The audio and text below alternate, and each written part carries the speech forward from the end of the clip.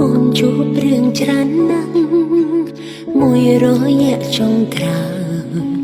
បើបណ្ដោយតទៀតមិនបានទេមិនដឹងថាយ៉ាងម៉េចបងក៏ផ្ដាំព្រួលប្រែបងក៏ផ្ដាំងាករេ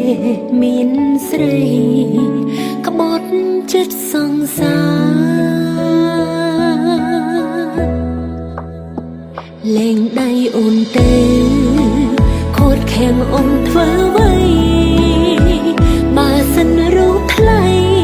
មិនចោលសន្តានសាវារយៈពេល3ខែចុងក្រោយនេះ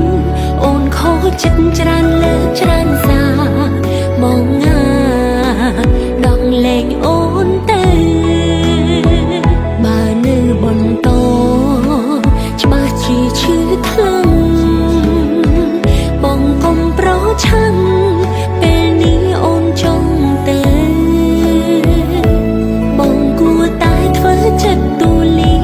ព្រមបើកចិត្តហើយព្រមបើកផ្លូវពេលនេះលែងមានអ្នករំខានពើទៀតហើយ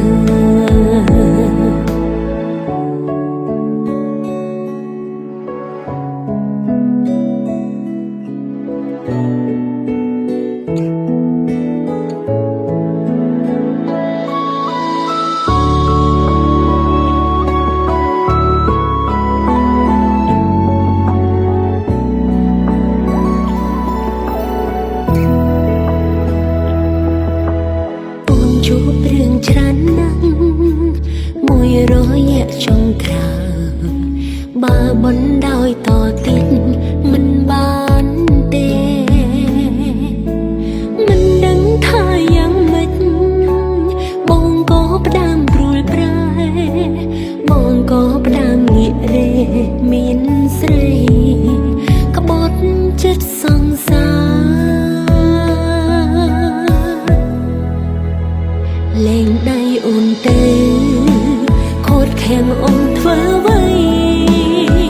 បើសិនរូបថ្លៃមិនចោលសន្តានសាវារយៈពេល3ខែចុងក្រោយនេះ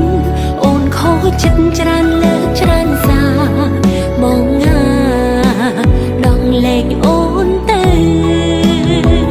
បើនៅបន្តច្បាស់ជាឈឺខ្លាំង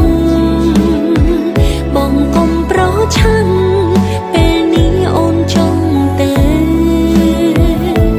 បងគួរតែធ្វើចិត្តទូលីព្រមបើកចិត្តហើយព្រមបើកផ្លូវពេលនេះលែងមានអ្នករំខានពើទៀតហើយ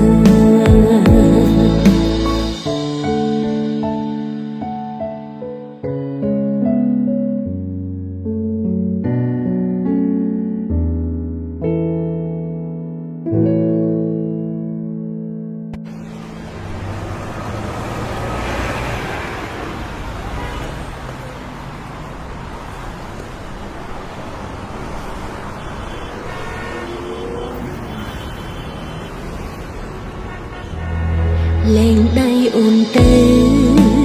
ខូចខាំងអូនធ្វើអ្វី